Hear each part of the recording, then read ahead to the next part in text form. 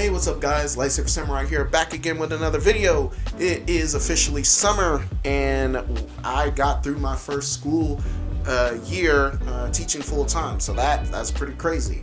And now I have to go back to school this summer to finish up my degree. But anyway, now that we've got some free time, I wanted to get back on the videos because something's been kind of heavy on my spirit when it comes to a lot of these new video games coming out.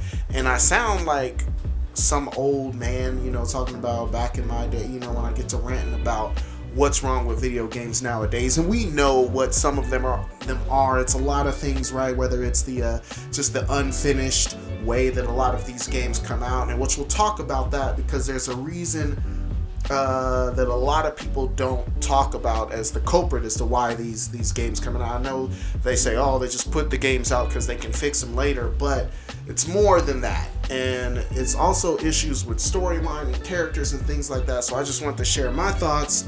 Let's talk about it.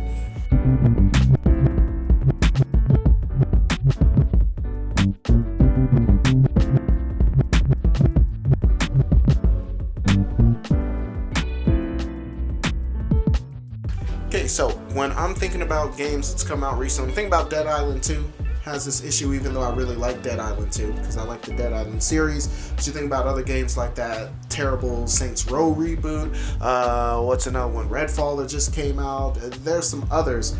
My biggest issue with a lot of these games is the character design, and not just like as far as aesthetics, but I mean like personality wise. These games have been heavily influenced by the hero shooters. A lot of those games, like whether it be Overwatch or Fortnite, things like that. It's almost like characters are being written nowadays. It's like older millennials like me trying to appeal to the Zoomers now and trying to make it like, it's just a huge pet peeve of mine, like how all the characters are written. They're all like these over-the-top characters who make ADHD like their entire personality, and that's pretty jacked up to me. Like, it seems like that's how people my age just see younger people, and it's crazy because in a lot of ways that's how like boomers see us, but I digress. But anyway, it's an issue with the characterization. I was talking to Joe Casey this morning about it. And like Dead Island 2, again, I like Dead Island 2. I like that as a game. I don't like the characters in it at all. I think it was unique in the sense that they come from kind of all walks of life. You got like the disabled athlete and the fireman who's not really a fireman because he's a stripper. Things like that. I don't have much issue with their backgrounds.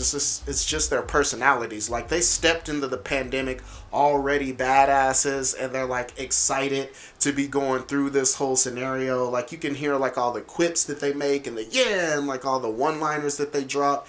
It's like people like, back in 10 years ago, people my age used to talk about, oh man, when the zombie apocalypse kicks off, I'm just gonna be doing this and da da da da. And I used to tell them, like, you wouldn't do. Like, most people don't know what they would do in a stressful situation until they're actually in that stressful situation. Then you can tell me what you would do in that situation. But most people wouldn't just be like wasteland and marauders. Like, if the world of Fallout popped off, I don't think I would immediately just be like the lone wanderer, just going in like taking out hordes of super mutants and raiders and doing all this. Like, I don't know. The original Dead Island game, it seemed like the characters were more based on reality, even though they came from all walks of life, just like Dead Island 2. They had more realistic motivations for being where they were and all of that, and they weren't badasses overnight. Like, a lot of the scenes you can hear like the fear in their voice and like the trials and tribulations stuff they were going through, even though the writing in those games were generally not that great. But like I said, a lot of games like that just have this kind of this sense of like you're in a video game, and that's fine sometimes, but I like my games more grounded in reality because I like the storytelling aspect of video games. And I think that the personality just of the characters just kind of takes away from that. Like, does that make sense what I'm saying? Like, even in the Dead Eye game, they're referred to as, oh, here's the Slayers, and then in the character select screen, it's all these like over the top pictures of them in these crazy poses, and it's very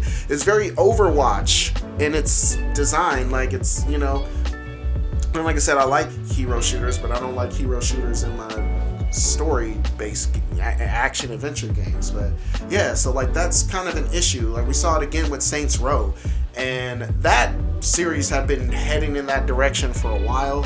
Especially with Saints Row 4 and Gat Out of Hell and all. It's just over the top, ADHD filled like characters who like pull off a stylish kill and then pull out their phone to take a selfie. Like it's all really, really, really cringe to me when I see that. And like I said, I just gotta stay away from games like that. It's just super, super annoying to me. I think it really takes away from the lot of the experience. There are some games that can get away with it, like Sunset Overdrive. I think is a perfect example, and I was fine when that came out 10 years ago when it was just like 1 or 2 games that was like that, but now all of them are doing that. But like the second thing we're talking about anyway, that's my whole rant on characters. I hate characters in games now. I hate how they're written. Like I said, not every game has to be overly serious, but I just don't like that zany, wacky, like millennial interpretation of how young people are.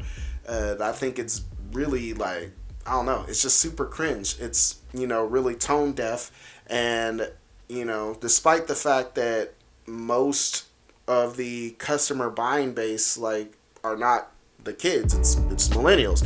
So it's like we got millennials writing games for Zoomers, but millennials are the main people buying video games right now. So anyway, if you like this content, go ahead, hit that like button, subscribe if you haven't done so already. You'll be glad you did. I do believe that's all I got for you. Lightsaber Samurai out.